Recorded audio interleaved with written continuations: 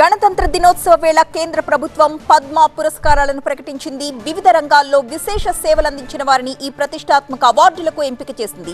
ప్రముఖ సినీ నటుడు చిరంజీవి, అలాగే మాజీ ఉపరాష్ట్రపతి వెంకయ్య నాయుడుతో పాటుగా 5గురిని కేంద్రం పద్మ విభూషణ్తో సత్కరించబోతోంది. 5గురికి పద్మ విభూషణ్ అవార్డులు ప్రకటించింది కేంద్రం.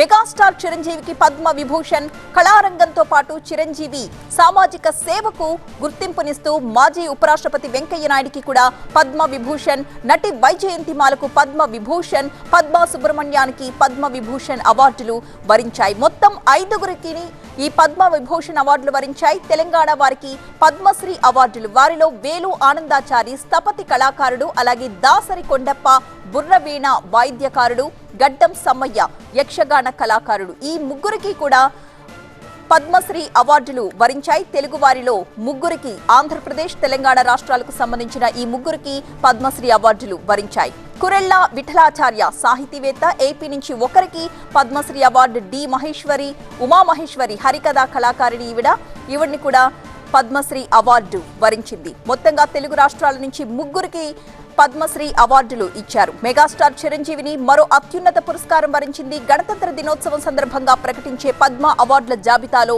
చిరంజీవి పద్మ విభూషణ్ అవార్డుకు ఎంపికయ్యారు. ఆయనతో పాటుగా మాజీ ఉపరాష్ట్రపతి వెంకయ్య నాయుడిని కూడా పద్మ విభూషణ్ అవార్డు వరించింది.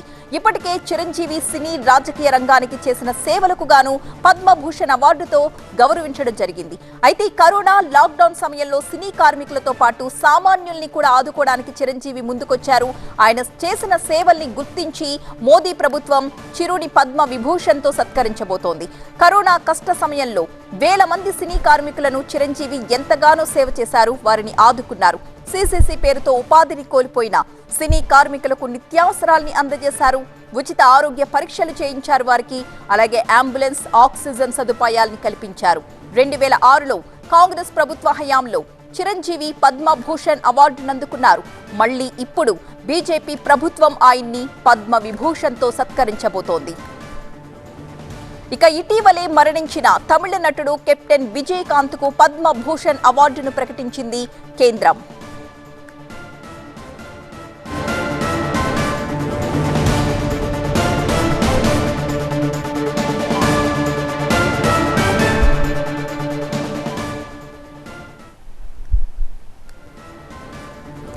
మొదట అన్సంగ్ హీరోస్ పేరిట 34 మందికి పద్మశ్రీ అవార్డులు ప్రకటించగా వీరిలో తెలుగు రాష్ట్రాలకు చెందిన పలువురు కళాకారులు కూడా ఉన్నారు. ఏపీలోని తూర్పుగోదావరి జిల్లా కపిలేశ్వరపురానికి చెందిన హరికథా కళాకారిణి ఉమామహేశ్వరి, తెలంగాణలో నారాయణపేట జిల్లా తామరగిద్దకు చెందిన బుర్ర వీణ వాయిద్యకారుడు దాసరి కొండప్ప, జనగామకు చెందిన యక్షగాన కళాకారుడు గడ్డం సమ్మయ్యకు పద్మశ్రీ అవార్డు వరించింది.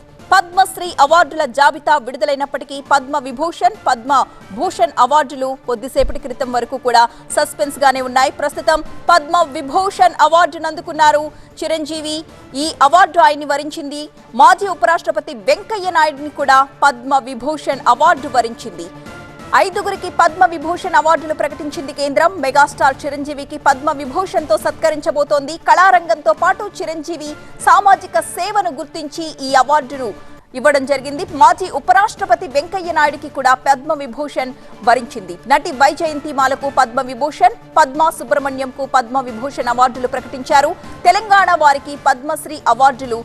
వేలు ఆనందాచారి స్థపతి కళాకారుడు, దాసరి కొండప్ప బుర్రవీణ వాయిద్యకారుడు, గడ్డం సమ్మయ్య యక్షగాన కళాకారుడు, ఈ ముగ్గురు తెలుగు వారికి పద్మశ్రీ అవార్డులను ప్రకటించడం జరిగింది.